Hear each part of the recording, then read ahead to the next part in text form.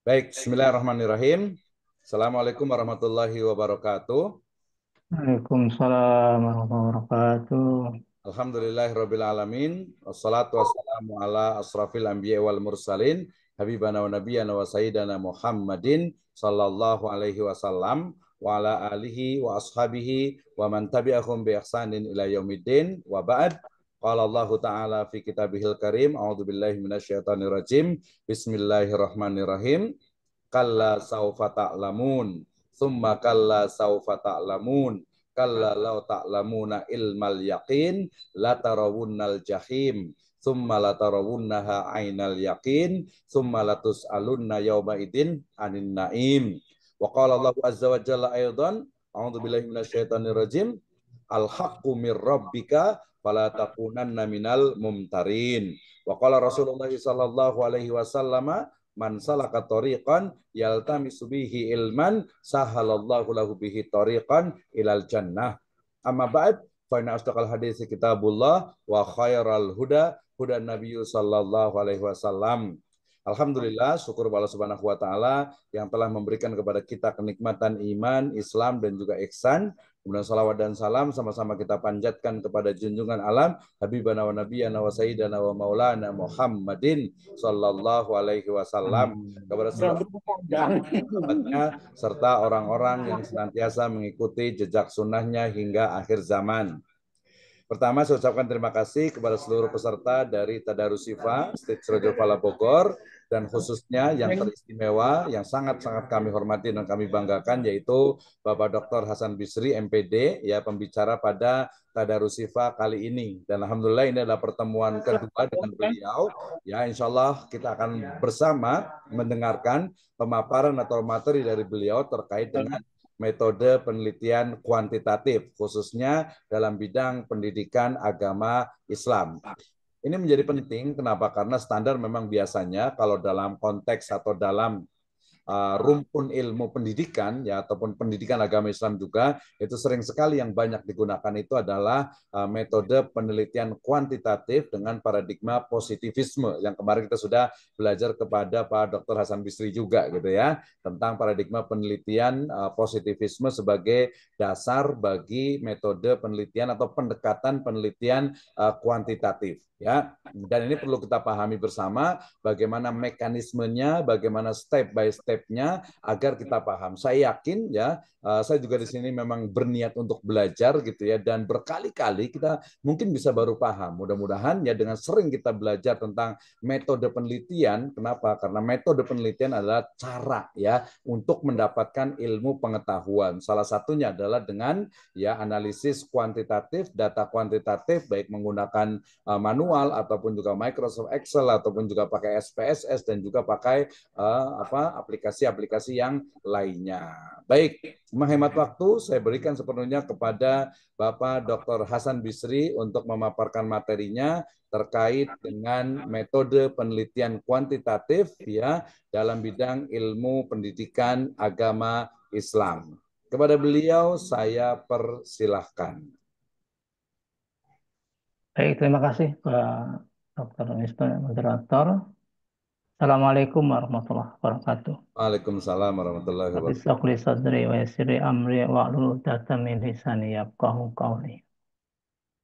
Baik, untuk Darussipa tugas saya yang kedua, ya, menindaklanjuti pertemuan di Sabtu yang lalu, memperjelas salah satu metode penelitian di bidang pendidikan, yakni penelitian kuantitatif, terutama untuk prodi pendidikan agama Islam.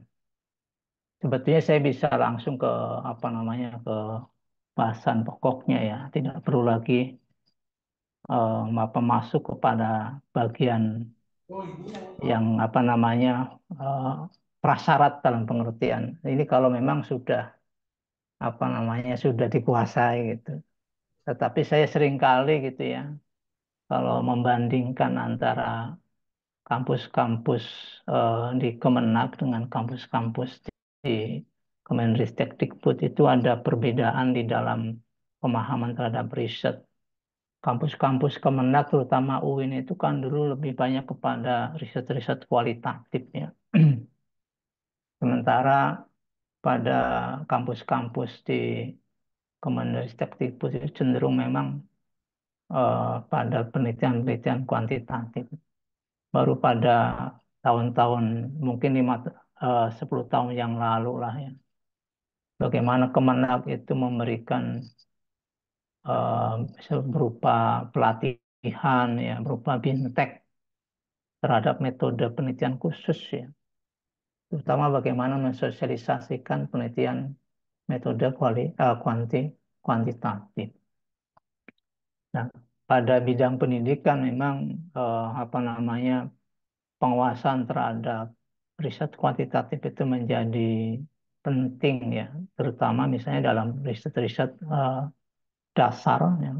Kalau bahasa tingkat ketersapaian, tingkat keterserapan teknologi, ya, tingkat keterserapan teknologi itu pada level 1, 2, 3 gitu. Baik itu untuk riset korelasional maupun komparasional. Nah, sebagai pemahaman atau mengingatkan kembali ini sebetulnya memang pertanyaan yang paling mudah itu kan seringkali berkaitan dengan apa sih yang menjadi pembeda ya, menjadi ciri dari riset kuantitatif yang berbeda dengan penelitian kualitatif atau juga misalnya metode campuran. Saya coba untuk memudahkan ya empat empat pembeda ya. Jadi kalau kita ingin membedakan itu harus ada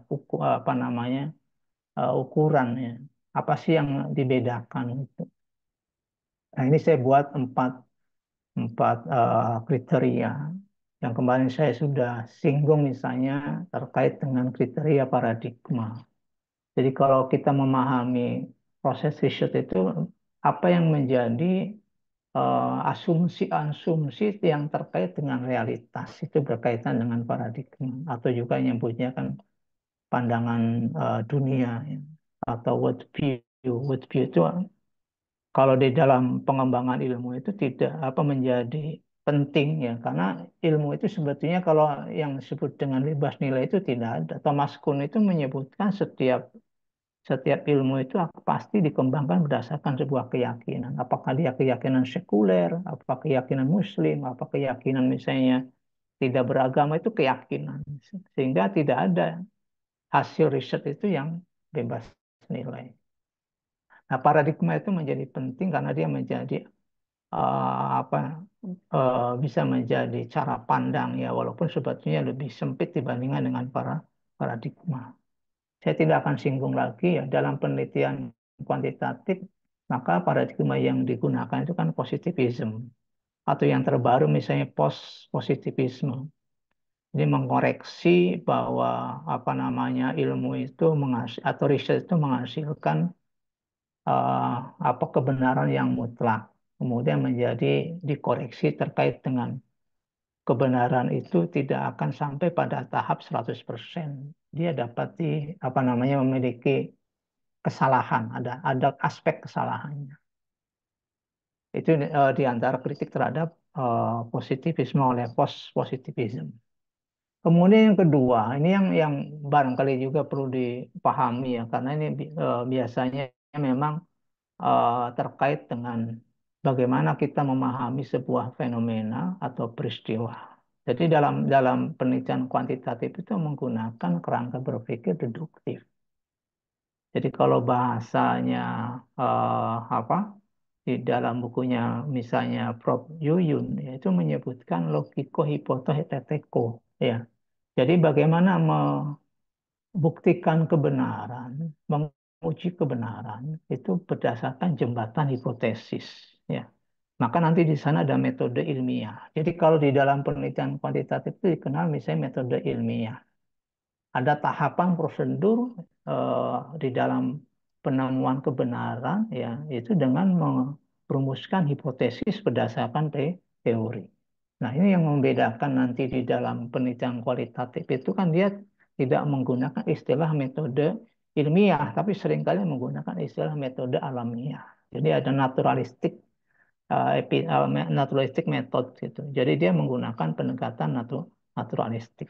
Jadi dia tidak menguji hipotesis, tetapi di dalam penelitian kuantitatif kerangka berpikirnya atau alur berpikirnya itu adalah deduktif. Deduktif itu dari apa namanya penggunaan teori, kemudian pengujian teori ya berdasarkan data-data yang digunakan. Nanti saya akan singgung pada slide berikutnya. Kemudian riset kuantitatif itu juga bisa dipahami dari ukuran atau kriteria metode. Metode di sini berarti bagaimana cara mengumpulkan. Cara mengumpulkannya berbeda dengan penelitian kualitatif. Kemudian bagaimana menganalisisnya. Menganalisisnya juga berbeda dengan penelitian kualitatif. Jadi kalau mengumpulkan di dalam penelitian kualitatif itu bisa menggunakan misalnya testing atau pengujian. Atau juga non-pengujian. Nanti testing itu menghasilkan data seperti apa, ya nanti juga ada beberapa pemahaman penting terkait dengan data kalau dalam penelitian kuantitatif. Analisisnya yang pasti analisisnya bukan misalnya analisis konten, tetapi cenderung menggunakan analisis dengan analisis statistik. Kemudian bagaimana menyimpulkannya? Penyimpulannya ya menerima atau menolak hipotesis. Kriterianya itu saja. Jadi di dalam penelitian kuantitatif itu apakah hipotesisnya diterima atau ditolak. Kalau diterima berarti dia memberikan kontribusi terhadap pengembangan ilmu pengetahuan. Kalau ditolak dia bisa melakukan revisi kembali, pemahaman kembali terhadap teori, pemahaman kembali terhadap misalnya teknik-teknik pengambilan datanya atau teknik samplingnya. Dia mengoreksi sampai menghasilkan sebuah kesimpulan.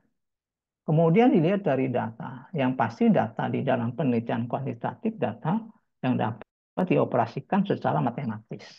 Data numerik, ya, atau dengan data kuanti. Kan data kuantitatif itu artinya bisa dijumlahkan, bisa dikurangi, bisa dibagi, bisa dikali. Tetapi data kualitatif itu kan tidak mungkin. Laki-laki tambah perempuan itu nggak bisa. Ya. Tapi kalau sudah dikuantifikasi laki-laki satu, misalnya perempuan dua, maka kita bisa menghitung berapa jumlah laki-laki, berapa jumlah perempuan. Nah ini penting untuk memahami 4 kriteria ya untuk bisa menyebutkan bahwa riset kita adalah riset kuantitatif. Nah yang pertama ini yang tadi saya singgung ya kerangka berpikir. Jadi ini sebetulnya prosedurnya. Bagaimana kita melakukan riset menggunakan penelitian kuantitatif. Ini yang disebut dengan hipoteto, logiko hipoteto, logiko hipoteto. Ya, ini bagaimana mengambil sebuah kesimpulan, menguji kebenaran itu berdasarkan jembatan hipotesis. Jadi berpikirnya itu kalau di dalam deduktif itu kan kalau misalnya di dalam latar belakang masalah harus terlihat apa yang disebut dengan the science ya, the solent dan the science. Apa yang seharusnya, apa yang terjadi. Ya, jadi dari pemahaman apa namanya masalah kemudian secara teoritik ya deduktifnya teorinya apa? Teori itulah yang nanti akan bisa menjawab permasalahan dari yang kita temukan di masyarakat. Itu yang dirumuskan dalam hipotesis. Jadi hipotesis ini kalau sebagai jawaban yang perlu diuji, itu kan dirumuskan dari teori. Nah, pengujian itulah arti menguji hipotesis sebetulnya menguji teori berdasarkan data atau berdasarkan kenyataan empirik. Data itu ya kenyataan fakta empirik. Nah, itu yang seringkali apa namanya muncul datanya persepsi ya. Banyak tuh kalau dalam penelitian-penelitian di Kemenag itu datanya bukan data fakta, tapi data persepsi. Misalnya gaya kepemimpinan kepala sekolah bukan fakta gaya kepemimpinan, tapi persepsi guru tentang gaya kepemimpinan. Nah, itu berbeda antara fakta, data sebagai fakta, data sebagai misalnya persepsi. Nah, itu dalam penelitian kuantitatif harus betul-betul kita menggunakan data yang sebenarnya, bukan persepsi. Walaupun nanti ada beberapa hal yang diperlukan di dalam apa namanya persepsi untuk bisa mendapatkan data. Jadi ini sebetulnya menjadi kerangka berpikir dalam penelitian kuantitatif. Penelitian kualitatif tidak ada hipotesis dan tidak menguji hipotesis. Penelitian kualitatif justru bisa menghasilkan teori, teori yang disebut teori substantif. Tapi dalam penelitian kuantitatif itu menguji teori, memverifikasi teori, maka tujuannya biasanya membuktikan, ya. Bagaimana membuktikan apakah misalnya variabel yang satu berhubungan dengan variabel yang lain.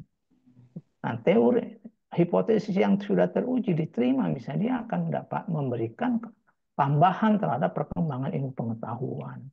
Kalau hipotesisnya ditolak, maka dia bisa dievaluasi kembali apa, ada kesalahan apa di dalam misalnya teknik sampling, teknik pengambilan data, kesalahan menentukan misalnya pengembangan instrumen dan seterusnya. Nah, itu bisa dilakukan reevaluasi. Nah, ini kalau kita pahami dari kerangka berpikir penelitian kuantitatif. Nah, kemudian yang kedua, nah ini kalau kita bicara metode, ya. Jadi metode itu bisa diartikan tadi cara mengumpulkan data, cara menganalisis data, cara membuat kesimpulan. Nah, di dalam penelitian kuantitatif, cara mengumpul datanya bisa dengan pengujian atau tes, memberikan tes, bisa dengan non-tes. Non-tes itu terutama adalah observasi. Wawancara tidak dipakai di dalam kuantitatif karena menghasilkan data kualitatif.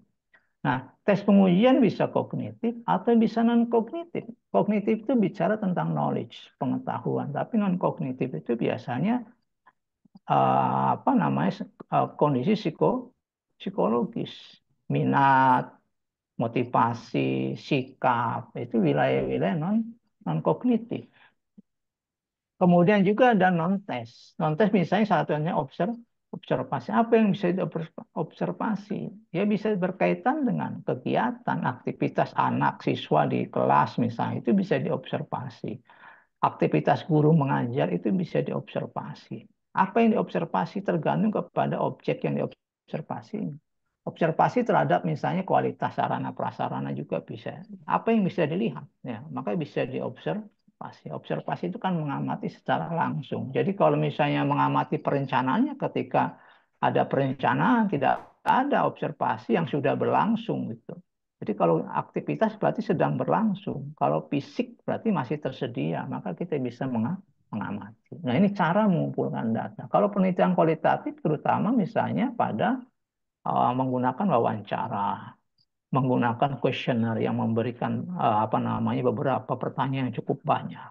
Observasi juga bisa untuk bisa mengamati yang tentunya non yang data-data non numerik gitu. Kemudian cara menganalisis data. Jadi kalau datanya data kuantitatif tadi, data numerik, maka dapat diuji secara statistik. Saya menuliskannya yang inferensial ya. Nah, karena nanti dalam uji statistik bisa menggunakan deskriptif itu kan tidak hanya menggambarkan saja ya. Deskripsi yang menggambarkan data. Tapi kalau inferensial itu kan menyimpulkan, membuat kesimpulan. Membuat kesimpulan melalui uji hipotesis. Maka ada istilah inferensial parametrik, ada inferensial non parametrik. Nah, nanti ada prasyarat-prasyarat yang harus dipenuhi. Bagaimana menggunakan uji statistik inferensial parametrik, misalnya jenis datanya, kemudian distribusi datanya seperti apa, teknik samplingnya seperti apa, itu nanti prasyarat menggunakan inferensial parametrik dan non parametrik. Nah, nanti ada sejumlah teknik-teknik yang dipakai misalnya untuk korelasional parametrik, korelasional non parametrik, komparasi parametrik, komparasional non parametrik. Nah, itu apa namanya uji-uji statistik. Kemudian yang ketiga, kalau metode artinya sebagai cara membuat kesimpulan. Jadi cara membuat kesimpulan dalam penelitian kuantitatif sederhana. Ya, dengan menguji hipotesis berarti apakah hipotesisnya diterima atau ditolak berdasarkan standar, berdasarkan kriteria. Misalnya pada pengujian korelasional kriterianya berapa. Kemudian pada uji komparasi seperti apa. Pada uji misalnya uji analisis varian satu jalan, dua jalan seperti apa. Ankopa seperti apa. Itu semuanya memiliki standar yang bisa digunakan untuk menerima atau menolak. Itu kalau kita menggunakan apa namanya uji statistik.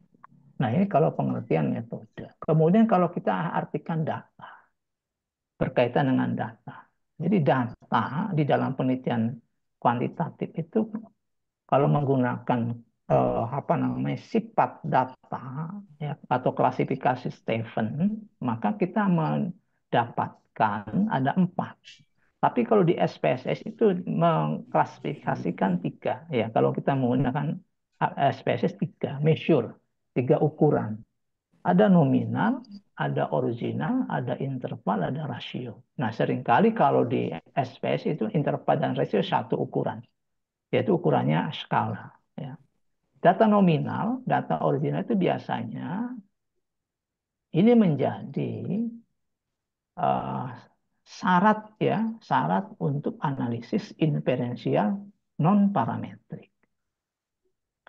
Tapi kalau data interval dan rasio atau skala dalam SPSS ini menjadi data yang digunakan di dalam analisis statistik inferensial parametrik. Nah, kalau dalam penelitian kuantitatif, sebetulnya kalau kita memiliki data interval, ya, data interval ini merupakan data primadona. Ya, data primadona itu artinya apa? Data yang bisa kita ubah menjadi data nominal, data original. Tapi data nominal, data original tidak bisa kita ubah menjadi data interval. Maka seringkali kalau di dalam pengujian analisis statistik, kalau kita menggunakan parametrik itu hasil yang diperolehnya cenderung lebih akurat dalam pengertian sebetulnya selisihnya hanya beberapa 0, lah. Jadi bahasanya itu tingkat apa namanya ya kalau tingkat sensitif lah, tingkat sensitivitas indeksnya itu lebih mendekati ya dari dibandingkan dengan non parametrik. Nah, ini data-data yang dianalisis ya di dalam apa namanya analisis kuantitatif. Kalau dalam pengertian lain biasanya kalau ditanya variabel apa dalam konteks data, kita bisa menyebutnya data nominal, original, interval, rasio. Nah, nanti kalau belajar statistik ini akan ketemu gitu. Itu kalau diajarkan gitu. Nah, di dalam data penelitian sebetulnya sederhana ya. Kalau kita pahami apa namanya metode ya berdasarkan data. Jadi data itu seperti garis lurus ya. Dari bagian sebelah kiri ya, itu ada kualitatif sampai pada ujung sebelah kanan. Itu data kuantitatif. Nah, data kualitatif itu digunakan pada riset kualitatif. Data kuantitatif digunakan pada riset atau metode kuantitatif. Nah, pada metode campuran itu menggunakan 2 data, baik data kualitatif maupun data kuantitatif. Nah, bagaimana memperoleh datanya? Nah, itu yang bicara tentang cara. Gitu. Jadi kalau data kualitatif ya kita peroleh bisa menggunakan wawancara ya atau observasi.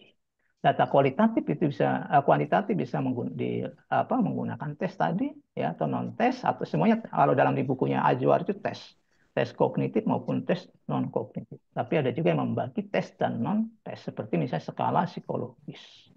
Campuran bisa diperoleh dengan kuesioner, ya, dokumentasi. Kemudian analisisnya pun berbeda ya. Ada analisis misalnya konten analisis dalam penelitian kualitatif, kemudian pada penelitian kuantitatif menggunakan analisis statistik.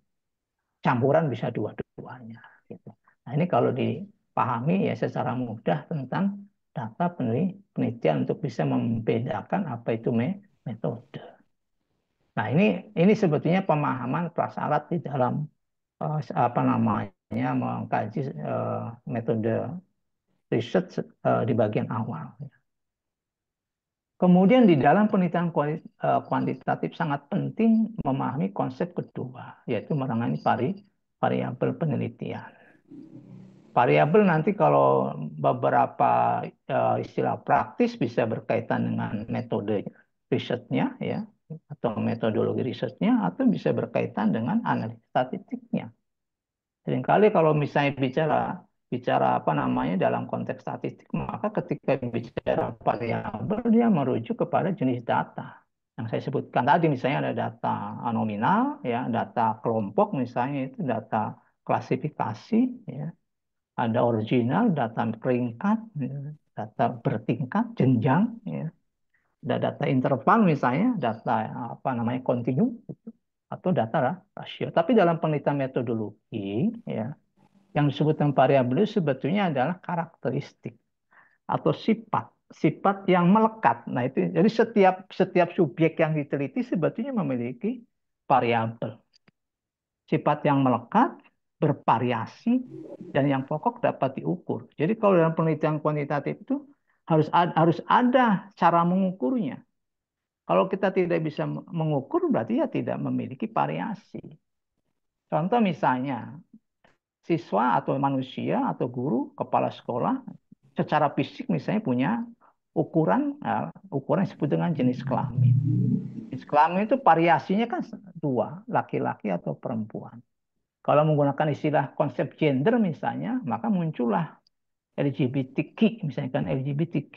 Itu kalau jadi konsep juga ya, konsep itu juga menentukan pilihan dari peneliti. Kita menggunakan konsep apa? Konsep gender. Kalau konsep gendernya tidak dua, maka kecenderungannya menggunakan misalnya 4 atau 5. Bahkan kalau di Amerika Serikat bicara gender bisa 100 lebih. Gitu. Tapi kalau misalnya kita menggunakan ukuran fisik jenis kelamin, maka muncullah laki-laki. Kalau tidak laki-laki, perempuan. Nah, itu juga merupakan apa namanya variabel. Apa variabel psikologi? Siswa itu kan punya misalnya kepribadian, bagaimana karakter misalnya klasifikasi kepribadian, punya IQ. IQ kan bisa klasifikasi misalnya sangat cerdas, cerdas. Kemudian misalnya rata-rata di atas rata-rata. Kalau ukuran skornya juga ada. Itu variabel. Atau misalnya guru. Guru juga punya misalnya sifat yang melekat pada guru. Misalnya ada kompetensi. Kompetensi misalnya klasifikasinya 4, ya kan? Misalnya kepribadian, sosial, pedagogik, ya, gitu, profesional, kepala sekolah lebih lagi. Itu variabel-variabel yang bisa kita ukur. Kepala sekolah punya, orang tua juga punya. Ya.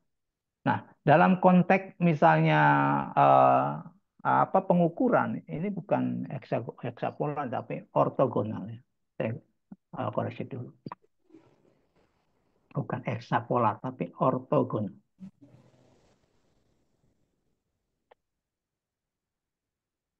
Nah, ya. Kemudian variabel-variabel yang lain ya, yang melekat pada orang tua, misalnya pekerjaan, pendidikan, ya banyaklah. Jadi apa yang bersifat apa memiliki variasi dapat diukur, kemudian melekat pada subjek ya. Subjek itu ya bisa individu, bisa organisasi, bisa program. Sekolah misalnya punya program. Kalau yang sering saya sebutkan program-program yang baru misalnya ada kantin kantin apa sehat, kemudian Green School ya kan, Green School, kemudian juga sekolah sehat, sekolah widya apa widya widya apa tuh yang buat apa lomba kebersihan misalnya. Kemudian juga punya program misalnya pelatihan. Nah, itu bisa terkait dengan apa namanya eh, variabel-variabel yang melekat pada sekolah. Nah, klasifikasi dalam pengertian variabel dan klasifikasi psikologi itu dia dibagi 3. Ini penting. Nanti mengukurnya seperti apa? Ada bipolar. Bipolar itu biasanya membagi 2 bagian. Misalnya jenis kelamin itu bipolar. Bipolar karena laki-laki perempuan. Jadi kalau misalnya lebih dari 2, maka muncullah ortogonal. Contoh misalnya kalau kepemimpinan kepala sekolah. Kepemimpinan kepala sekolah jenisnya atau gayanya kan misalnya ada demokratis, kemudian ada permisif misalnya, kemudian ada yang otoriter misalnya itu dibagi 3. Gaya belajar siswa misalnya kalau sekarang kan muncul tuh ada istilah diferensiasi pembelajaran. Maka muncullah misalnya gaya belajar, gaya mengajar yang disebut dengan visual, auditori, ya, kemudian kinestetik. Itu kalau menggunakan 3 klasifikasi gaya. Kalau menggunakan apa namanya multiple intelligence ya menggunakan 8 sampai 9 gaya mengajar, gaya belajar. Kemudian kalau linier itu tidak klasifikasi, linier itu akan menghasilkan skor. Kalau kita ngukur misalnya kecerdasan, apa ngukur motivasi belajar, mengukur minat itu akan menghasilkan skor.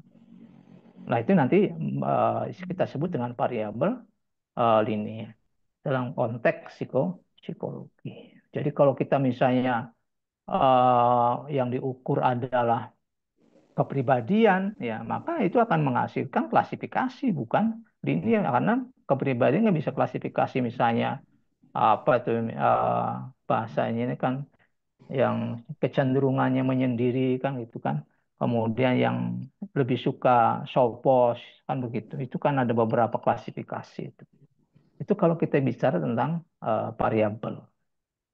Nah, kalau dalam pengertian riset, maka muncullah istilah variabel bebas, variabel terikat, variabel interpending atau moderat. Jadi variabel bebas biasanya variabel yang mempengaruhi, ya, atau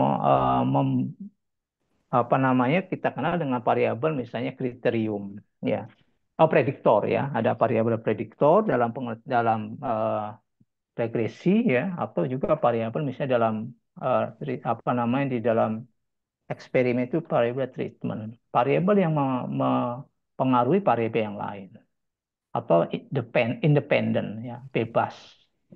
Kemudian ada variabel yang terikat, variabel dampak, ya, kalau ada pengertian eksperimen dampak atau kriterium, ya. Ada prediktor, ada kriterium. Atau variabel yang apa namanya ditentukan oleh variabel bebas. Interpending itu biasanya perantara. Jadi menjadi tidak langsung hubungan antar variabelnya. Nah, ini hal-hal yang sederhana sebetulnya dalam apa namanya dalam riset kuantitatif dalam memahami variabel. Jadi setiap variabel itu harus bisa kita ukur, ya. Kemudian variasinya seperti apa. Nanti akan menghasilkan data data nominalkah, akan menghasilkan data eh, apa namanya ordinal, akan menghasilkan data interval, atau akan menghasilkan data rasio. Itu nanti akan menentukan jenis analisis statistiknya, apakah parametrik atau non parametrik. Nah, ini saya buat variabel dalam apa namanya lingkup misalnya eh, lembaga sekolah, ya, atau juga PAI lah, ya. Jadi kalau kita pahami variabel maka ada sifat-sifat atau karakteristik yang melekat pada siswa. Ada karakteristik yang melekat pada guru. Ada karakteristik atau sifat yang melekat kepada kepala sekolah, orang tua, media pembelajaran, metode atau model pembelajaran, lingkungan pembelajaran, dan lain-lain. Siswa variabelnya seperti apa? Misalnya motivasi belajar, gaya belajar, kedisiplinan, ya kan, minat belajar, sikap terhadap apa kan gitu. Itu bisa kita ukur yang berkaitan dengan variabel yang melekat pada siswa. Jadi kalau misalnya kita bicara unit, ya unitnya siswa. Kalau misalnya ada 100 orang, ya berarti apa satuannya siswa.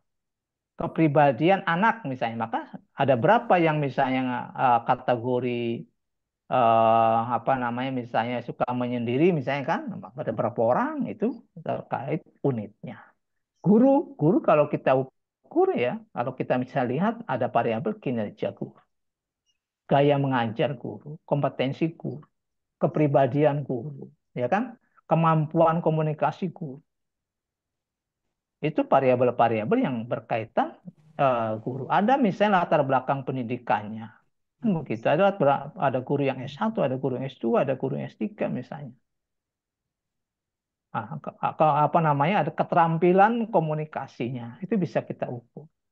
Kemudian kepala sekolah, ya, ada variabel yang misalnya kinerja kepsek, ya. Kinerja kan ukuran yang umum. Gaya kepemimpinan. Kemudian kompetensi kepsek, misalnya kompetensi leadernya seperti apa. Itu kemudian orang tua juga punya tingkat pendidikan, motivasi menyekolahkan, ya, model model pengasuhan, misalnya ada yang tadi permisif, di pengasuhan juga ada permisif, ada misalnya demokratis, ada otoriter, ya, itu bisa dipakai. Itu tergantung kepada misalnya pemahaman konsep terkait dengan pengasuhan.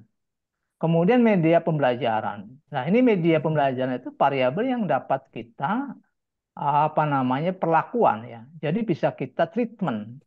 Kalau pendidikan tidak bisa kita treatment. Jadi ada variabel yang dapat kita treatment. Nah, nanti pengaruhnya terhadap apakah survei, apakah eksperimen di dalam jenis riset kuantitatif. Jadi media pembelajaran, model, metode pembelajaran itu merupakan variabel-variabel yang dapat kita manipulasi. Artinya dapat kita rencanakan. Manipulasi dalam pengertian apa namanya riset itu seperti kita sutradara, ya, mempersiapkan kelasnya seperti apa, Dan dicabut interaksi nah. interaksi pembelajaran seperti apa itu dalam pengertian manipulasi riset gitu. Jadi jenis media misalnya kita bisa pilih apakah misalnya visual yang dua warna hitam putih ya, visual tanpa suara gitu. Ada yang audio visual misalnya. Nah, itu yang disebut dengan manipulasinya di situ. Berarti kita bisa memilih, bisa menentukan jenis media apa yang digunakan di dalam pembelajaran. Itu disebut dengan treatment terhadap media atau treatment terhadap model atau metode. Ada misalnya PBL, ada PJBL misalnya kalau sekarang ya.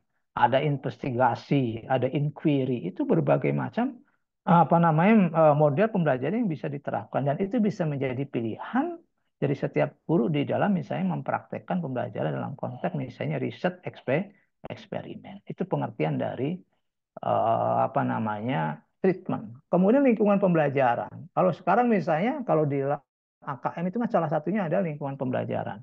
Misalnya tingkat kenyamanan, anti bullying, ya, kemudian apa keadaan kondisi misalnya eh, apa namanya kekerasan verbal dan sebagainya. Itu bisa kita melakukan penilaian terhadap lingkungan pembelajaran. Itu variabel-variabel yang sebetulnya cukup banyak ya, yang bisa kita temukan di lingkungan pendidikan gitu. Nah, ini kemudian jenisnya. Saya masuk kepada jenis desain strategi riset. Jadi ada yang menyebutkan jenis menggunakan teknologi desain atau juga strategi riset. Ya. Kuantitatif itu sebetulnya sederhana. Survei atau non-survei. Survei itu eksperimen. Ya. Non-survei itu eksperimen. Survei itu bisa korelasional, bisa komparasional, bisa PET analisis. Analisis PET itu biasanya memiliki hubungan saling ya langsung. Jadi kalau beda dengan korelasional, korelasional itu kan biasanya searah. Kalau apa PET itu bisa multi arah gitu. Itu dalam hubungan antar variabelnya itu. Survei itu artinya apa? Survei itu non non non treatment. Jadi kita melakukan riset itu tinggal mengambil data. Apakah misalnya wawancara, misalnya, apakah kita observasi, apakah kita melakukan pengujian, itu tidak ada perlakuan terhadap variabel. Tapi kalau dalam eksperimen ada perlakuan. Saya seringkali mengibaratkan begini. Kalau misalnya data itu air, ya, data itu air. Dalam survei itu tinggal kita ambil saja. Artinya apa? Airnya itu sudah ada misalnya di apa di dispenser misalnya. Airnya itu data. Jadi untuk mengambil data kita tinggal pencet aja misalnya tombolnya kemudian sediakan gelas, maka akan muncul tuh data. Itu di dalam survei. Tetapi kalau di dalam eksperimen data itu sepertinya air yang ada di dalam tanah atau air yang ada di dalam sumur. Kita tidak bisa langsung mengambil minum air itu kalau kita tidak menimba. Jadi kita harus menimba dulu, kita mengebor dulu baru tersedia air. Itu perumpamaan antara survei dengan apa namanya eksperimen. Jadi kalau kita tidak melakukan sebelum kita melakukan treatment, sebelum kita melakukan perlakuan, maka tidak akan tersedia data.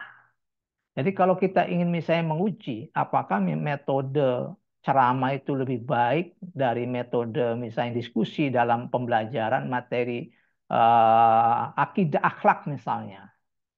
Maka sebelum kita mengajar dengan metode ceramah atau metode diskusi, maka kita tidak akan bisa mengukur ketercapaian hasil belajar ya yang berkaitan dengan misalnya tingkat penguasaan materi akidah dan akhlak misalnya. Jadi itu yang disebut dengan kita melakukan atau treatment terlebih dahulu baru tersedia data. Nah, dalam survei itu bisa korelasional. Korelasional itu artinya kita membuktikan apakah variabel yang satu itu berkorelasi atau tidak. Berkorelasi atau tidak. Bisa dua variabel, bisa lebih dari dua. Maka nanti akan muncul istilah korelasi sederhana, korelasi ganda. Lebih dari dua itu ganda. Walaupun ganda itu dua ya, tapi pengertiannya jamak ya. Ada jamak atau ganda. Kemudian ada komparasional. Kalau komparasi itu berarti kan membandingkan. Kita membandingkan satu variabel berdasarkan variabel yang lain. Yang sederhana misalnya kalau kita ingin melihat hasil belajar PAI misalnya. Hasil belajar PAI kelas 5 ya, antara siswa laki-laki dengan siswa perempuan. Itu membandingkan namanya. Berapa misalnya rata-rata hasil belajar PAI siswa perempuan dengan siswa laki-laki? Itu komparasi seperti itu. Atau misalnya kita mengkomparasikan hasil belajar, kalau kalau apa namanya, magister itu kan lebih dari apa namanya, tiga pembanding atau 3 sampai lebih lah ya. Misalnya hasil belajar kelas 5 PAI ya, di sekolah sekolah dasar negeri, sekolah dasar Islam terpadu ya, kemudian madrasah ibtidaiyah misalnya. Jadi 3 tempat, 3 sekolah. Itu komparasi ya. Itu yang membedakan korelasional, komparasional ya. Kemudian juga path analysis. Nanti path analysis hampir ada riset ya, korelasional ada simetris, ada asimetris. Simetris itu biasanya korelasi, tapi kalau asimetris maka muncul istilah regresi. Nah, ini di bagian kedua ya. Jadi kalau kita pahami korelasi, maka ada simetris, ada asimetris atau regresi atau prediksi ya. Penelitian prediksi itu hanya memprediksi ya, bukan berdasarkan fakta tapi memprediksi.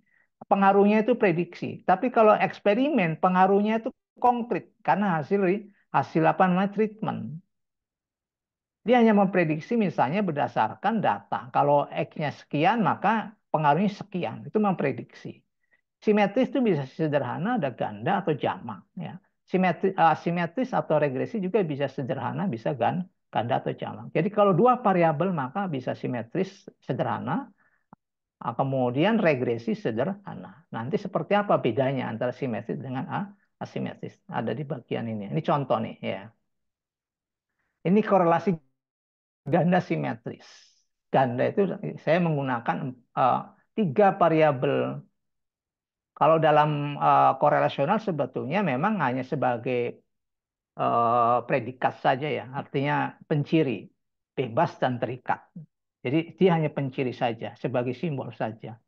Simetris itu artinya seperti kita berkaca ya, bercermin. Bayangan dan bendanya itu hampir mirip gitu. Bayangan dan benda itu hampir mirip. Misalnya gini, korelasi antara motivasi belajar dengan hasil belajar mata pelajaran PAI. Kalau kita balik ya, korelasi antara hasil belajar dengan motivasi belajar itu indeks yang akan diperoleh sama. Itu disebut dengan simetris. Ibaratnya benda dengan bayangan ya. Jadi hanya posisinya saja yang berbeda.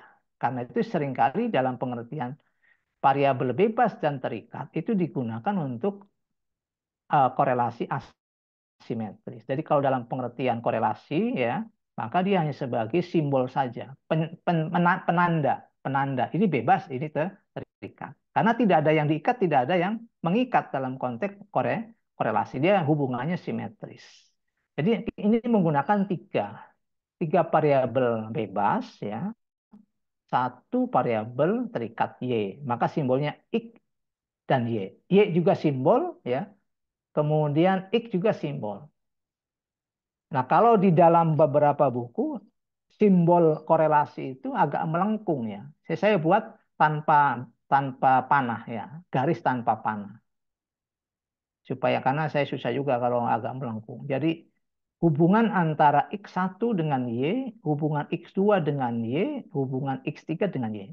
Misalnya X1-nya motivasi belajar, kemudian X2-nya minat belajar, X3-nya kedisiplinan belajar.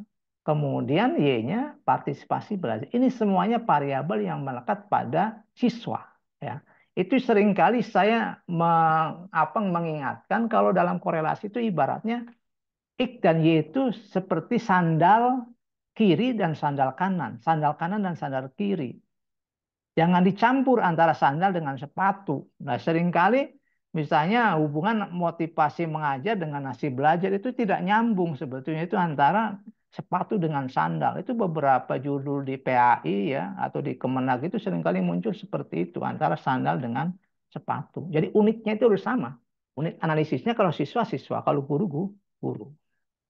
Jadi kalau di sini misalnya dengan 3 variabel bebas, 1 variabel terikat, maka kita bisa membuat, saya buat 7 ya, 7 pertanyaan. Jadi semakin banyak variabel, maka akan semakin banyak pertanyaan yang timbul. Semakin banyak pertanyaan, berarti kalau misalnya ada 7 pertanyaan, maka akan ada 7 hipotesis. 7 hipotesis berarti ada 7 pengujian. Nah, gitu. Jadi 7 hipotesis berarti ada 7 pengujian. Jadi banyaknya hipotesis, karena hipotesis merupakan jawaban terhadap pertanyaan yang harus memerlukan pengujian, maka kalau ada 4 hipotesis, berarti ada 4 pertanyaan. Jadi nggak mungkin misalnya hipotesisnya 10, ternyata pernyataannya 5. Buat apa hipotesis yang 5 itu? Jadi kalau ada 5 pertanyaan, ada 5 hipotesis. 5 hipotesis berarti ada 5 kesimpulan. Hubungannya begitu, ya. Itu kalau di dalam kuantitatif. Nah, ini korelasional asimetris, regresi ganda. Ya, variabelnya sama nih. Ya. Yang berbeda itu adalah permasalahannya. Yang berbeda permasalahannya. Variabelnya sama, ya, yang berbeda permasalahannya.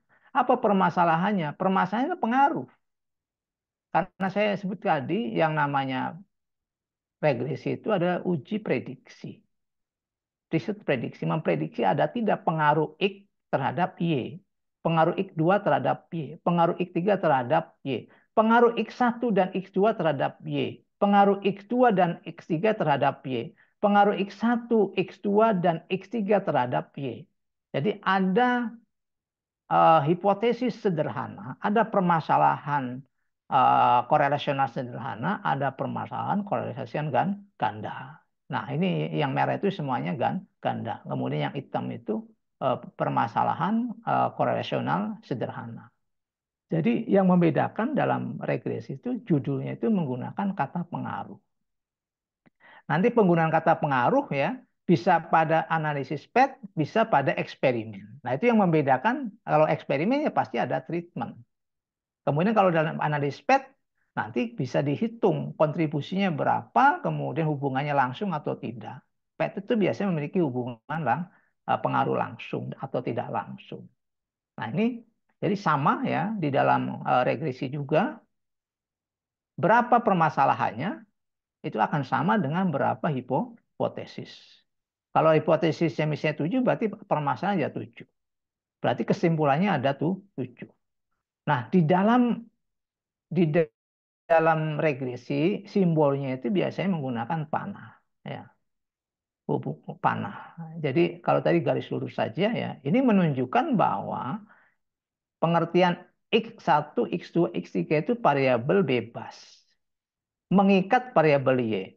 Ya, kalau simetris kan tadi tidak ada tuh yang terikat dan yang diikat gitu, atau yang mengikat. Ya, setara dalam pengertian simetris. Tapi kalau ini X1 itu lebih dulu adanya dalam pengertian munculnya munculnya variabel, baru muncul Y.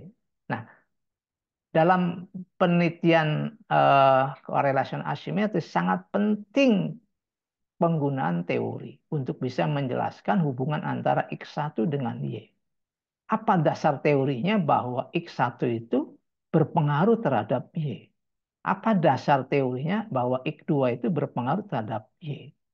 Demikian juga X3 terhadap Y, atau X1 dan X2 terhadap Y. Jadi ini yang di antara kesulitan dalam penelitian kuantitatif adalah bagaimana kita bisa menggunakan teori ya yang sesuai dengan permasalahan variabel. Jadi tidak sembarangan misalnya yang umum kan hanya menjelaskan konsep. Konsep misalnya motivasi belajar, konsep partisipasi belajar. Tidak ada teorinya yang menghubungkan antara motivasi belajar dengan partisipasi belajar. Yang ada adalah hanya menjelaskan konsep dari masing-masing variabel. Itu kekeliruan di dalam pembahasan di bab 2. Nah, ini kalau regresi. Kemudian komparasional. Nah, contoh yang tadi saya sebutkan misalnya.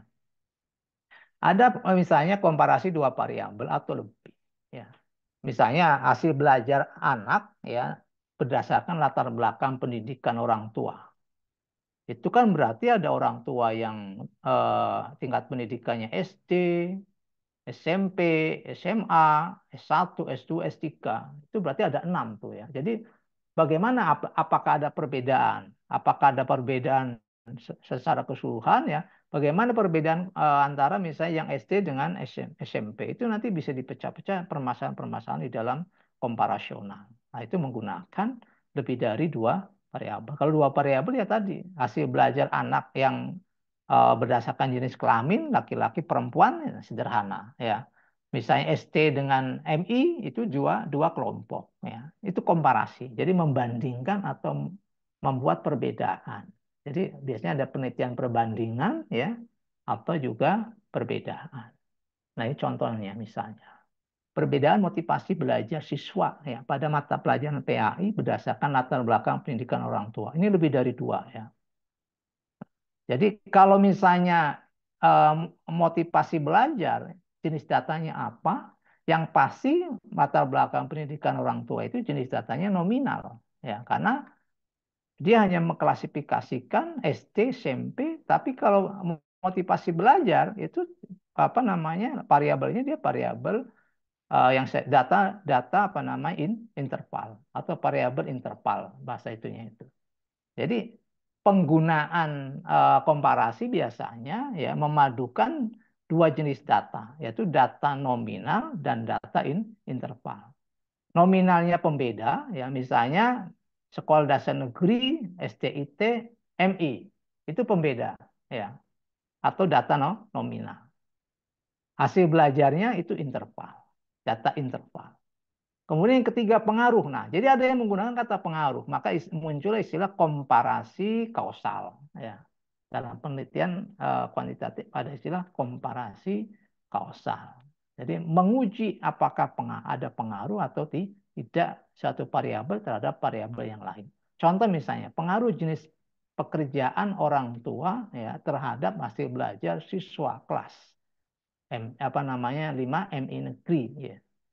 Jadi yang menjadi variabel apa namanya variabel yang mempengaruhinya adalah jenis pekerjaan. Jenis pekerjaan itu data nominal. Nanti di dalam apa namanya di dalam regresi itu harus menggunakan data interval. Kalau ini dalam komparasi kausal ya satunya data nominal, satunya data interval. Jadi data nominalnya adalah jenis pekerjaan.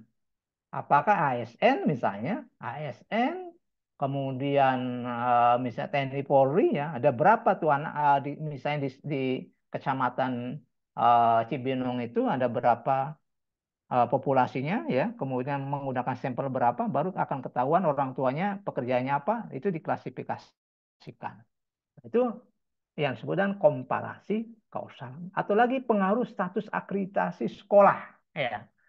Akreditasi sekolah kan misalnya kita buat C ya, CBA misalnya atau ABC ya.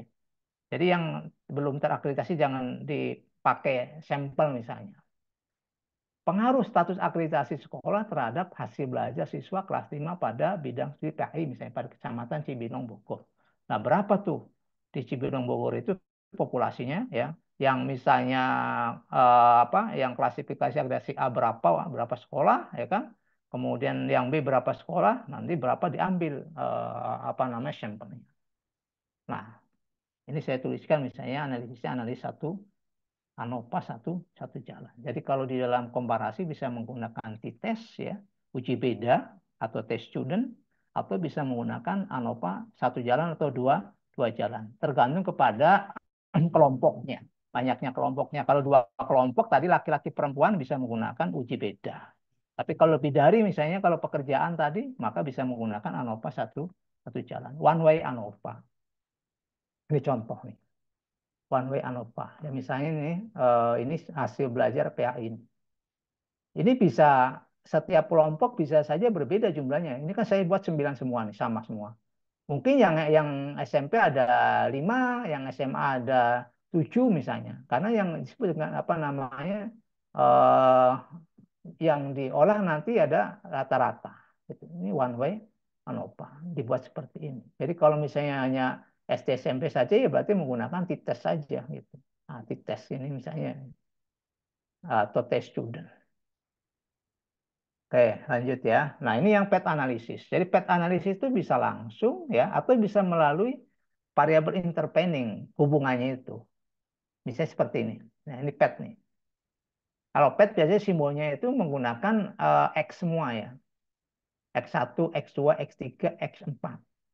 Nah, ini kan lihat hubungan antar variabelnya. Jadi kalau kalau di dalam korelasi ganda kan misalnya X ke Y saja ya. Kalau ini kan X1 ke X4, X1 ke X3, X2 ke X3 ya kan. Kemudian X2 ke X4, tapi tidak X1 ke X2 karena nanti dalam apa namanya persyarat pengujian itu di apa namanya dibatasi ya. Ini X1 bersama-sama X2 melalui X3 terhadap X4. Gitu. Ini berarti Pak X3-nya intervening.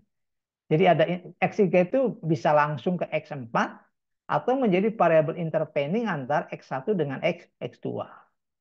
Nah, ini apa namanya hubungan antar variabel di dalam analisis PET. Ya. Nanti yang biasanya kalau di magister itu kan diarahkan ke PET. Ya. Ini juga pentingnya teori. Itu intinya teori.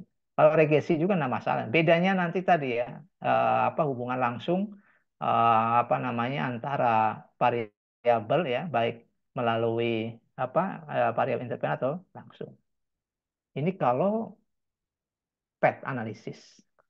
Kemudian klasifikasi yang kedua ya itu adalah eksperimen. Tadi survei, eksperimen. Eksperimen itu tadi cirinya ya kita melakukan treatment terhadap variabel variabel prediktornya atau variabel perlakuan ya. Misalnya yang apa sih yang bisa kita lakukan terhadap variabel? Kalau jenis kelamin itu tidak bisa ya variabel yang given, pendidikan given. Jadi yang bisa kita manipulasi. Kalau mengajar berarti kita bisa memilih apa metode apa, model apa, pendekatan apa, ya, pendekatan apa. Jadi apa yang bisa kita lakukan pemilihan ya di dalam konteks melakukan aktivitas, maka kita bisa menggunakan istilah variabel perlakuan. Nah, di dalam desainnya ya ada simple randomize. Jadi kalau saya di sini saya menggunakannya semuanya pakai random ya. Jadi kalau yang true, yang apa namanya, yang kuasai ya, atau juga pre itu tidak termasuk eksperimen kalau dalam konteks magister gitu. Jadi biasanya magister itu harus pilihannya adalah eksperimen dalam pengertian true itu. Jadi memang melakukan randomize terhadap apa namanya terhadap sampel. Jadi ada simple random, ya, ada treatment by level, ada treatment by subject, ada GWT, ya, group within treatment, ya, apa menggunakan faktorial. Faktorial bisa 2 kali 2, 2 kali 3, ya, 2 kali 4, ya, tergantung lah ininya variabelnya. Nah, contoh seperti ini. Ini kalau misalnya randomize itu artinya kita melakukan random terhadap sampel. Ya. Contoh misalnya kita ingin apa namanya menguji bahwa metode diskusi itu lebih efektif di dalam misalnya mengajarkan ya materi PAI apa namanya materi misalnya tentang peradaban misalnya peradaban Islam ya. Kemudian pembandingnya metode ceramah. Ya, kalau misalnya ada 6 anak, misalnya kan skor, siswa pertama, skor siswa kedua gitu. Nah, jadi kemudian jumlah masing-masing siswa per kelas juga bisa berbeda ya. Jadi N masing-masing kelompok bisa beda atau bisa juga sama. Nah, ini biasanya cukup dengan uji apa namanya uji beda ya, yang disebut dengan dua sampel independen di statistiknya. Ya. Kemudian ada treatment by level design. Nah, ini apa namanya?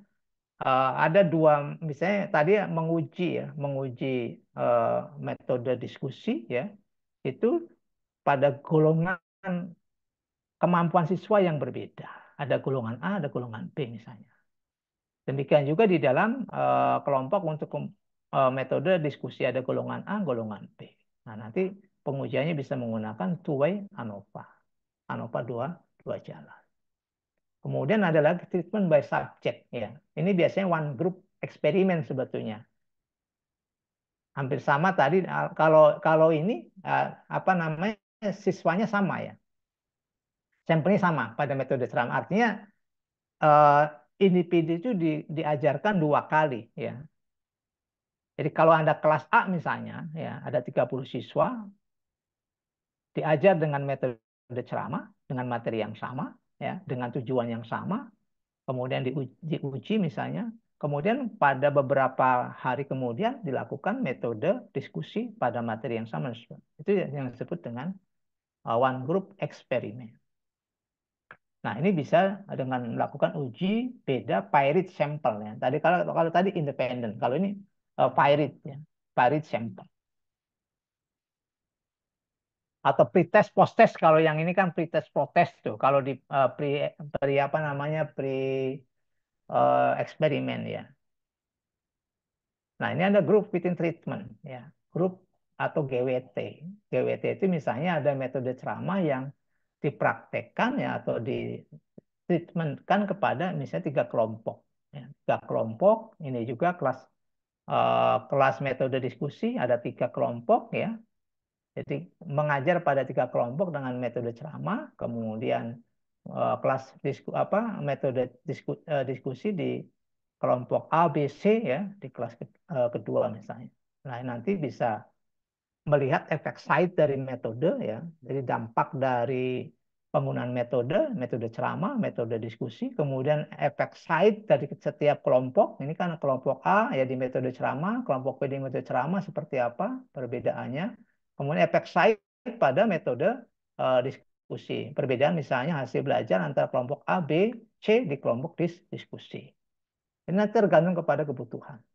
Kemudian ada faktorial, desain. Ini misalnya 2 kali 2.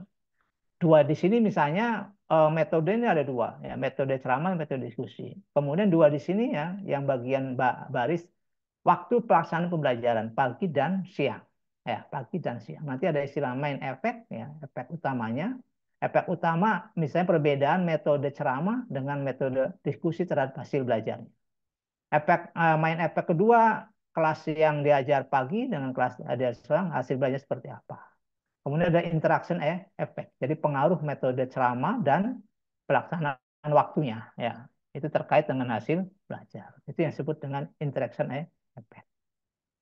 Terakhir nih karena ini sudah berapa jam 2 ya. Supaya ada diskusi.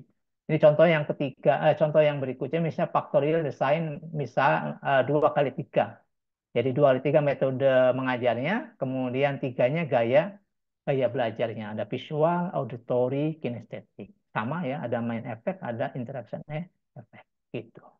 Itu saja barangkali sebagai pengantar ya ini tidak mungkin apa namanya secara spesifik ya untuk menjelaskan terkait dengan kuantitatif riset ya. Nanti di pertemuan-pertemuan mata kuliah bisa didalami kembali ya berkaitan dengan penelitian kuantitatif baik pada survei ya, korelasional ganda, kemudian regresi ganda, kemudian peta analisis. Kalau di kelas B mungkin saya ke situ ya. Nanti ada kemarin baru kuantitatif secara umum, nanti baru masuk kepada korelasi ganda, kemudian regresi ganda, kemudian analisis PET ya, baru nanti kepada eksperimen gitu. Saya kembalikan ke Pak Dr. Misla. Moderator silakan Pak. Ya, terima kasih Pak Dr. Hasan Bisri, luar biasa ya. Saya menikmati sekali nih sebenarnya ya. Mungkin sebagiannya karena waktu-waktu istirahat ini ilmu yang sangat luar biasa dan insya Allah nanti izin akan diupload di YouTube juga supaya nanti ada manfaatnya insya Allah ya. Ini menarik sekali nih ya karena saya kemarin sempat mengajar kuantitatif juga beberapa kali mengajar statistik juga ya walaupun background saya itu syariah tapi menurut saya walaupun background saya syariah tapi saya harus juga belajar banyak juga tentang kuantitatif gitu ya. Baik, kita kasih kesempatan untuk yang bertanya, khususnya nanti pertanyaan spesifik kepada metode penelitian kuantitatif gitu ya. Nah, mungkin ini Pak Ustadz Hasan Bisri, Pak Dokter, nih sebelum nanti ada yang bertanya, saya mau nanya dulu nih, biar penasaran gitu ya. Mungkin jawabannya mungkin ya nggak nyampe 5 menit ya, 3-4 menit ya. Jadi pertanyaan begini, saya mau buat sebuah penelitian nih, misalnya yang standar saja lah ya. Jadi misalnya itu adalah pengaruh motivasi ya pengaruh motivasi belajar terhadap misalnya prestasi belajar siswa di MTS Sirajul Atfal Ini kan karena yang S1 saja nih ya. Nah, berarti kan pertama saya tentukan tadi lokus untuk penelitiannya sudah, kemudian juga populasinya kita anggap sudah lah ya, kemudian juga untuk samplingnya juga sudah gitu kan ya. Nah, samplingnya sudah, kemudian saya membuat mulai dari variabel atau mungkin instrumen pernyataan. Nah, mungkin ada dua jadi nambah lagi nih. Jadi bagaimana sih cara menyusun instrumen yang baik? Itu yang pertama pertanyaannya. Ya, tadi judulnya adalah tentang motivasi belajar terhadap motivasi belajar siswa MTS Rajul Atfal terhadap atau mungkin judul begini ya. Jadi pengaruh motivasi belajar terhadap prestasi siswa MTS Rajul Atfal. Jadi bagaimana cara membuat instrumen ya pernyataan yang benar, gitu ya. Jadi motivasi belajar terhadap prestasi yang paling gampang lah ya. Jadi cara membuat instrumen yang baik itu seperti apa? Ya, jadi sampai menjadi butir-butir soal atau pernyataan. Itu yang pertama. Kemudian yang kedua, ketika data itu sudah didapatkan ya. Nah, sebenarnya atau mungkin sebelum data itu didapatkan sebenarnya ada berapa tes gitu ya yang harus dilalui untuk mencapai tadi misalnya untuk regresi linear yang sederhana lah karena S1 gitu ya. Yang sederhana dulu nanti kan kalau yang ini boleh ditambahkan. Nah, seperti apa? Jadi ada uji apa saja nih misalnya untuk uji untuk uji butir-butir soalnya misalnya normalitas atau mungkin juga validitasnya atau mungkin heterodektiesitasnya gitu. Nah, itu mungkin saya perlu lebih belajar lagi. Saya udah nanya ke 3 orang ini biar lebih mantap nih kepada Dr. Hasan Bisri. Ya, 2 pertanyaan ya. Pertama adalah bagaimana cara membuat pernyataan soal-soal atau butir-butir pernyataan dalam sebuah instrumen. Yang kedua adalah bagaimana urutan untuk uji atau tes sampai kepada tes regresi linear sederhana ataupun berganda. Itu Pak Dokter, terima kasih. Sambil menunggu nanti yang lain yang ingin bertanya. Silakan. Baik, terima kasih Pak Dr. Wisnu. Berkaitan dengan pengembangan instrumen ya, memang saya fokus di situ untuk kompetensi kemampuan saya. Jadi yang pertama kalau misalnya kita punya dua variabel, motivasi belajar dan prestasi belajar, harus harus apa namanya clear secara konseptual dari konsep yang kita gunakan di dalam riset.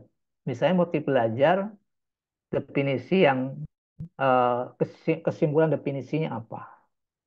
Biasanya kan kalau kita mendefinisikan terminologi itu kan merujuk kepada beberapa referensi kan gitu. Kemudian demikian juga yang prestasi belajar. Secara konseptual apa, kemudian secara operasional. Operasional itu sebenarnya berkaitan kepentingan penelitian kita. Jadi kalau konseptual itu kan berdasarkan referensi. Kesimpulan secara merujuk kepada konsep yang ditawarkan misalnya beberapa referensi. Tapi operasional itu artinya misalnya berkenaan dengan lokus tadi. Kalau prestasi belajar misalnya kita lokusnya adalah misalnya nilai rapot misalnya, nilai rapot semester, ini kan sudah operasional. Nilai rapot siswa, ya kan? Atau nilai rata-rata ya. Biasanya kalau rapot kan nilai rata-rata nilai rapot. Nilai rata-rata apa nilai rata-rata? Rata-rata ya, rata-rata nilai rapot atau skor misalnya. Terutama yang kognitif lah, kan nggak mungkin kalau apa namanya kepribadian sebagainya. Ini udah operasional. Nah, artinya kalau yang pertama kita bisa mengembangkan instrumen.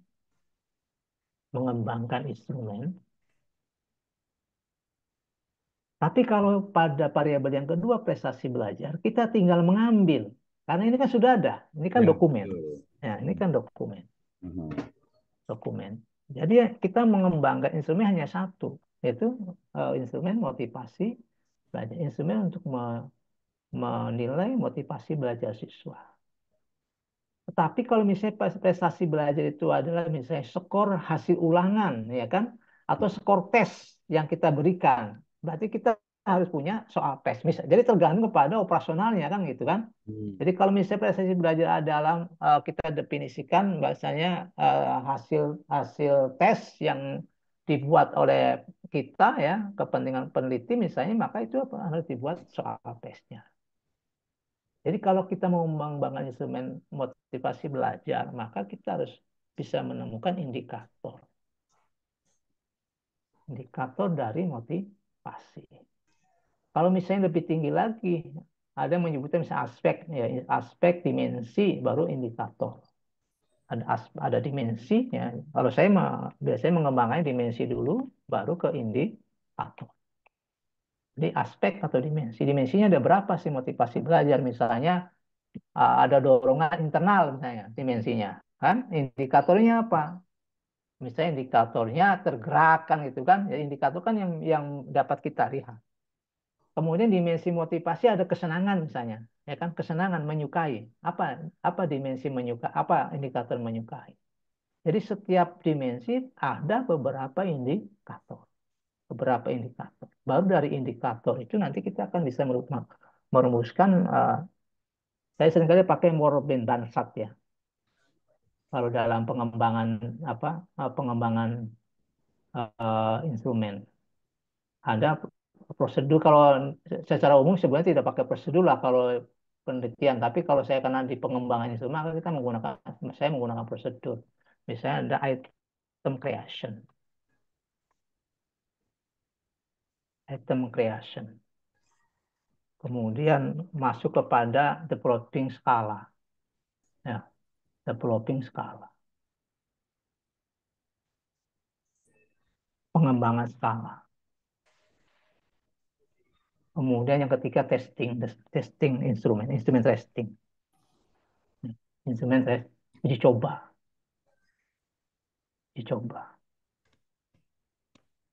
instrumen testing, uji coba.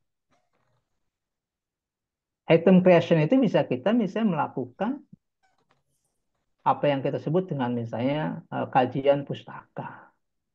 Jadi kalau kita memahami motivasi belajar, ini kan sebetulnya bagian daripada item bagaimana kita bisa menyiapkan indikator apa namanya sampai pada pembuatan item pernyataan.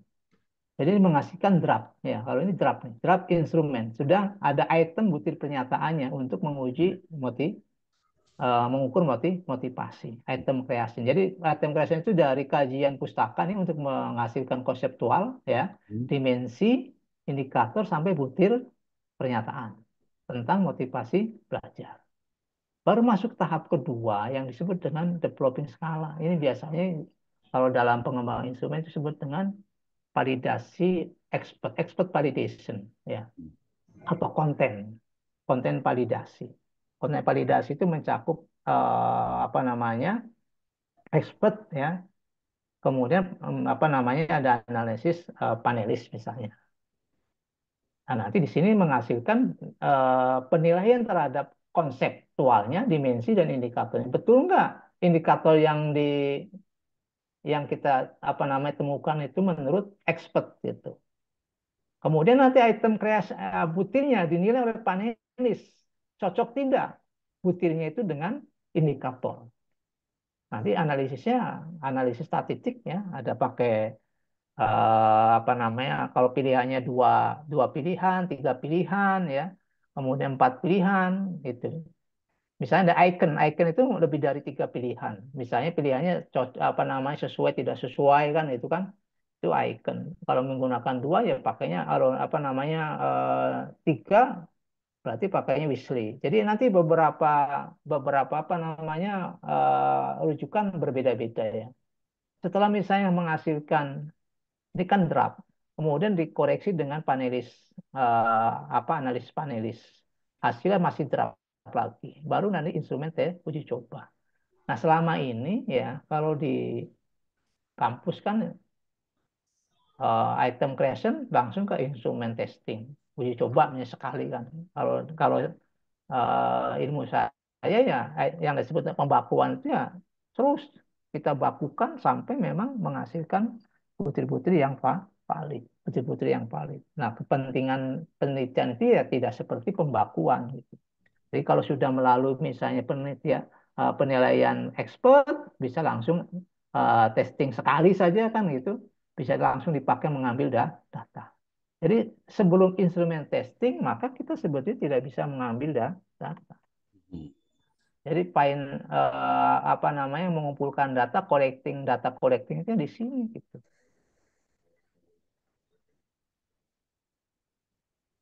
Baru di sini. Jadi sebelum masuk ke apa namanya uji instrumennya sebetulnya tidak kita menyebutnya instrumennya tidak valid kan begitu.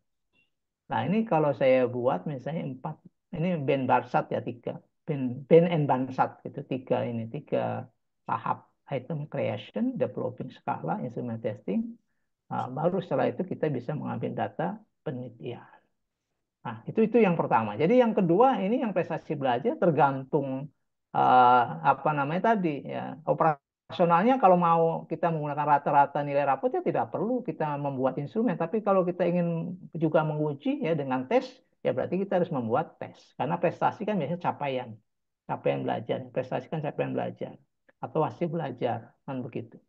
Jadi tergantung kepada operasional. Jadi kalau kita ingin menguji langsung ya dengan pembuatan apa namanya tes untuk menguji capaian hasil belajar. Nah, prosedurnya juga ya sama gitu.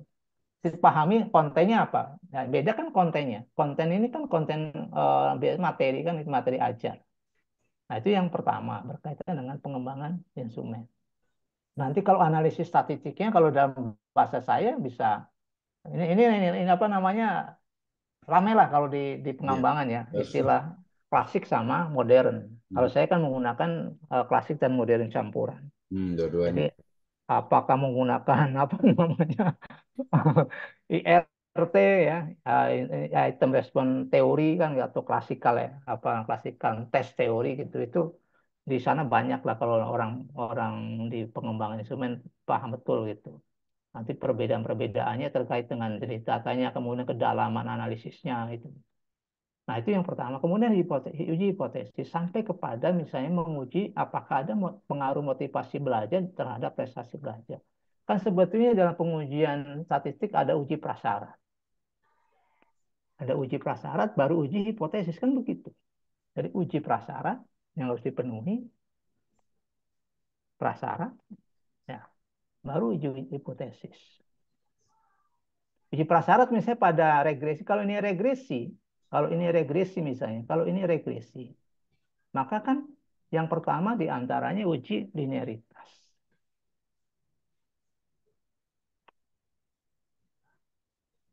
Nah, linearitas. Linearitas. Nah, sebetulnya kalau di dalam apa regresi, variabel X itu tidak perlu diuji. Ya. Jadi yang diuji tentang normalitas itu ada variabel Y-nya. Variabel Y itu yang diuji. Jadi mengujinya sekali itu variabel Y. Jadi uji normalitasnya itu variabel Y-nya. Itu yang keliru itu biasanya diuji kok dua-duanya. Itu berarti kan tidak memahami regresi. Gitu. Normalitas itu yang diuji variabel Y-nya. Gitu. Maka menggunakan di dalam apa namanya pengujian itu kan dia menggunakan nilai Y topi dikurangi Y. Itu ada tuh. Ya, nilai Y topi kurangi Y. Jadi normalitas. Jadi variabel X itu dianggap normal. Jadi maka tidak perlu diuji normalitas. Yang diuji adalah variabel Y-nya. Normalitas, ya. Kalau tidak normal, ya berarti pilihannya kan non linear, ya. Uji linear apa namanya? Uji regresi yang menggunakan di luar yang linear kan begitu. Linear itu berarti hubungan hubungan pengaruhnya kan searah. Kalau X-nya naik misalnya kan ya, naik ke kanan maka ya ke kanan Y-nya ke atas misalnya. Itu kan linear begitu. Baru uji hipotesis. Hipotesis. Itu. Ini kalau menggunakan apa namanya? Menggunakan regresi. Tapi sebetulnya ada pemahaman lain ya. Kalau kita ingin melihat pengaruh sebetulnya bisa menggunakan apa yang disebut dengan index determination ya. Determinasi itu kan lambangnya di dua. Sorry, determinasi itu kan diperoleh dari nilai indeks kuadrat. Jadi indeks kuadrat itu sudah menunjukkan berapa kontribusi X terhadap Y, kontribusi X terhadap Y. Itu apa nama pemahaman lain terkait dengan misalnya kontribusi pengaruh pengaruh X terhadap Y. Nah, prosedur uji hipotesis misalnya kan bisa menentukan pertama terkait dengan apa yang disebut dengan persamaan ya, persamaan regresi. Nah, gitu kan.